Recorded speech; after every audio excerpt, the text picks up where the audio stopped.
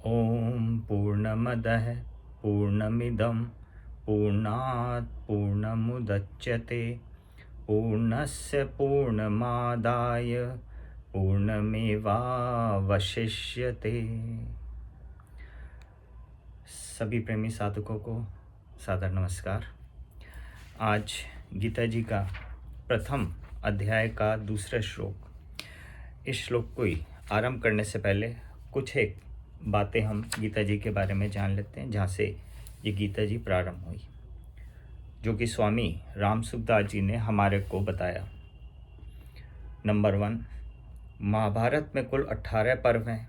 उन पर्वों के अंतर्गत कई अवान्तर पर्व भी हैं। उनमें से भीष्म पर्व के अंतर्गत यह श्रीमद् भगवद गीता पर्व है, जो भीष्म पर्व के 13वें अध्याय से आरंभ होकर 42वें अध्याय में समाप्त होता है। नंबर 2, वैशंपायन और जनमेजय के संवाद के अंतर्गत धृतराष्ट्र संजय संवाद हैं, और धृतराष्ट्र तथा संजय के संवाद के अंतर्गत श्री कृष्ण अर्जुन संवाद हैं। नंबर 3, संजय का जन्म गवलगण नामक सूत से हुआ था। ये मनु के समान ज्ञानी और धर्मात्मा थे। महाभारत के आदि पर्व में संजयो मुनिकल्पस्तु जज्जे सूतो गवल गणात के भावार्थ से इसको बताया गया है। संजय धृतराष्ट्र के मंत्री थे। हरिओम। आगे के विचारों में नंबर 1, यावद्धि तीक्ष्णया सूच्या विध्येद्रे गेण केशव तावत्पयन ऋतयाजन भूमेण पांडवन प्रति। महाभारत के उद्योग पद से 127/25 से। नंबर 2, माता कुंती बड़ी सहिष्णु थी। कष्ट से बचकर सुख, आराम, राज्य आदि चाहना, यह बात उनमें नहीं थी।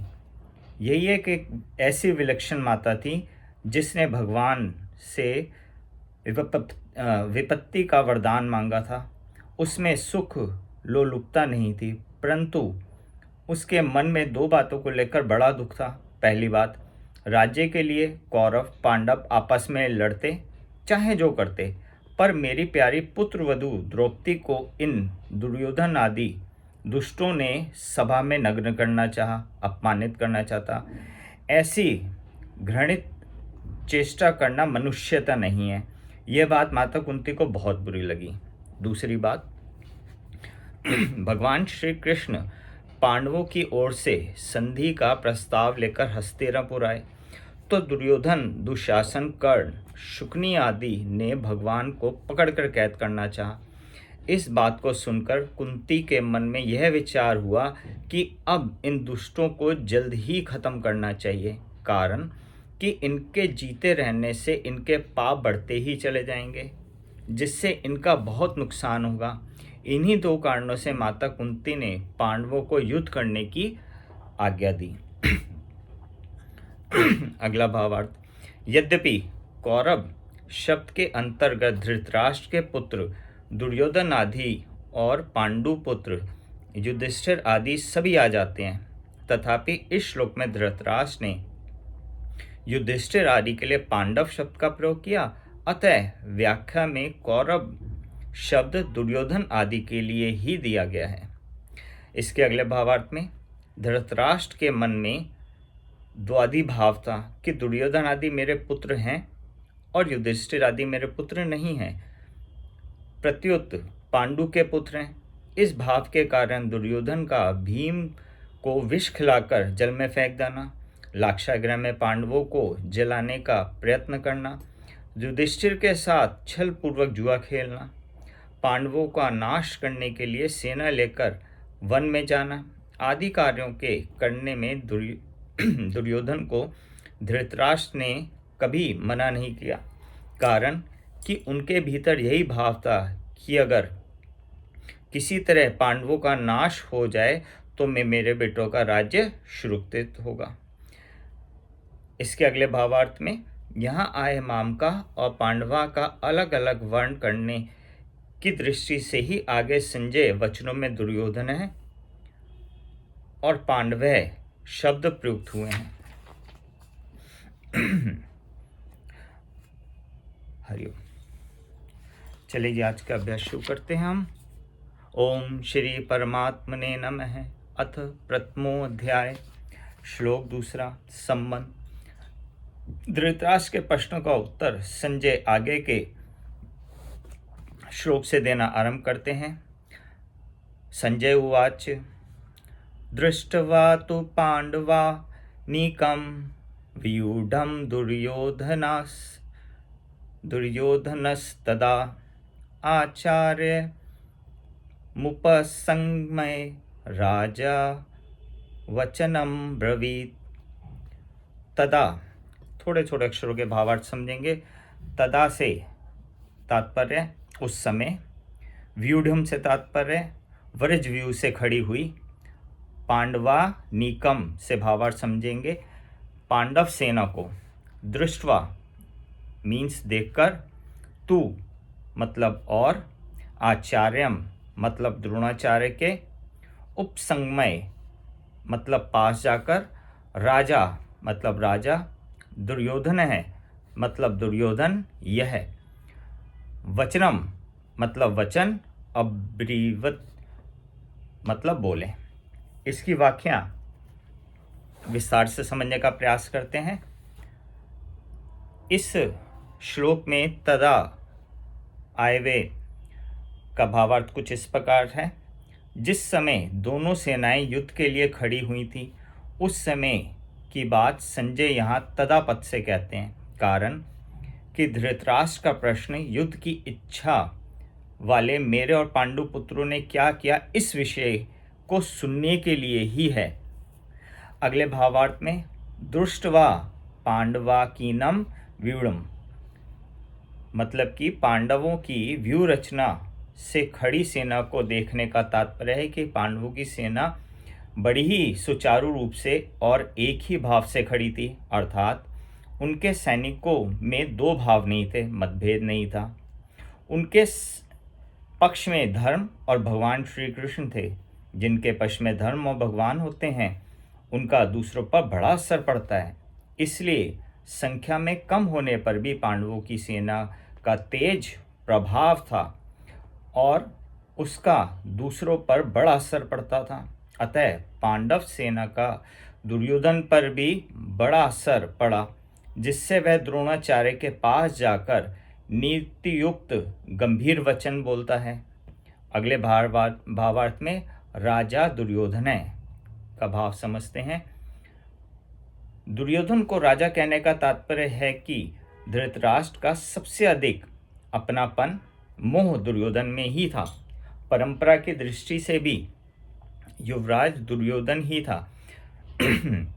राज्य के सब कार्यों की देखभाल दुर्योधन ही करता था। धृतराष्ट्र नामक नाम मात्र के राजा थे। युद्ध होने में भी मुख्य हेतु दुर्योधन ही था। इन सभी कारणों से संजय ने दुर्योधन के लिए राजा शब्द का प्रयोग किया। अगले भावार्थ में आचार्य मुपसंगमय द्रोणाचार्य के पास जाने में मुख्यतः तीन कारण मालूम देते थे। पहला, अपना स्वार्थ सिद्ध करने के लिए, अर्थात द्रोणाचार्य के भीतर पांडवों के प्रति द्वेष पैदा करके उनको अपने पक्ष में विशेषता से करने के लिए दुर्योधन द्रोणाचार्य के पास गया। नंबर 2, व्यवहार में गुरु के नाते आदर देने के लिए भी द्रोणाचार्य के पास जाना उचित था। नंबर 3, मुख्य व्यक्ति का सेना में यथास्थान खड़े रहना बहुत आवश्यक होता है, अन्यथा व्यवस्था बिगड़ जाती है। इसलिए दुर्योधन का द्रोणाचार्य के पास खुद जाना उचित ही था। आगे के बाद में यह शंका हो सकती है कि दुर्योधन को तो पितामह भीष्म के पास जाना चाहिए था, जो कि सेनापति थे, पर दुर्योधन गुरु द्रोणाचार्य के पास ही क्यों गया? इसका समाधान ये है कि द्रोण और भीष्म दोनों उभय पक्षपाती थे, अर्थात वे कौरवों और पांडवों दोनों का ही पक्ष रखते थे। उन दोनों में भी द्रोणाचार्य को ज़्यादा राजी करना था, क्योंकि द्रोणाचार्य के साथ दुर्योधन का गुरु के नाते तो स्नेह था, पर कुटुंब के नाते स्नेह नहीं था। और अर्जुन पर द्रोणाचार्य की विशेष कृपा थी, अतः उनको राजी करने के लिए दुर्योधन का उनके पास जाना ही उचित था। व्यवहार में भी ये देखा जाता है कि जिसके साथ स्नेह नहीं है, उससे अपना स्वार्थ सिद्ध करने के लिए मनुष्य उसको ज़्यादा आदर देकर राजी करता है। दुर्योधन के मन में यह विश्वास था कि भीष्म जी तो हमारे दादाजी हैं ही, अतः उनके पास ना जाऊं तो भी कोई बात नहीं है।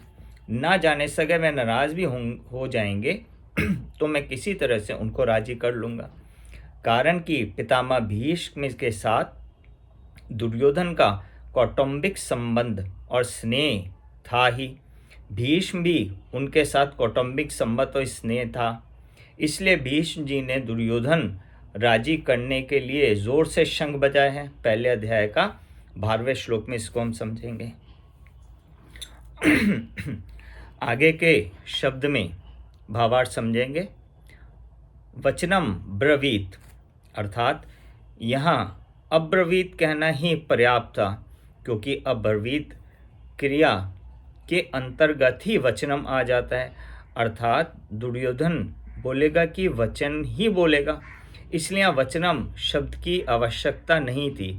फिर भी वचनम शब्द देने का तात्पर्य है कि दुर्योधन नीतियुक्त गंभीर वचन बोलता है, जिससे द्रोणाचार्य के मन में पांडवों के प्रति द्वेष पैदा हो जाए और वो हमारे ही पक्ष में रहते हुए ठीक तरह से युद्ध करें, जिससे हमारी विजय हो जाए, हमारा स्वार्थ सिद्ध हो जाए। इसके भावार्थ और समझेंगे। नंबर 1, इस अध्याय में 3 बार दृष्टवा अर्थात देखकर पद का प्रयोग हुआ है। पांडव सेना को देखकर दुर्योधन का द्रोणाचार्य के पास जाना, कौरव सेना को देखकर अर्जुन का धनुष को उठाना, ये पहले अध्याय के 20वें श्लोक में हम समझेंगे। और अपने स्वजनों कुटुंबियों को देखकर अर्जुन का मोह विष्ट होना, पहले अध्याय के 27वें 28वें श्लोक में हम समझेंगे।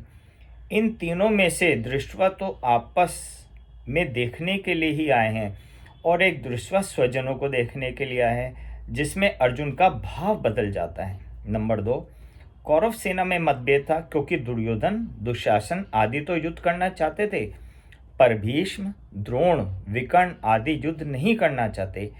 यह नियम है कि जहाँ आपस में मतभेद होता है वहाँ तेज प्रभाव नहीं रहता। कांच कटो कुंभ पई मोती मिंत आवास, ताल घाव तिरिक कटक फाटा करे विनाश। हरिओम। ओम श्री कृष्णार्पणमस्तु।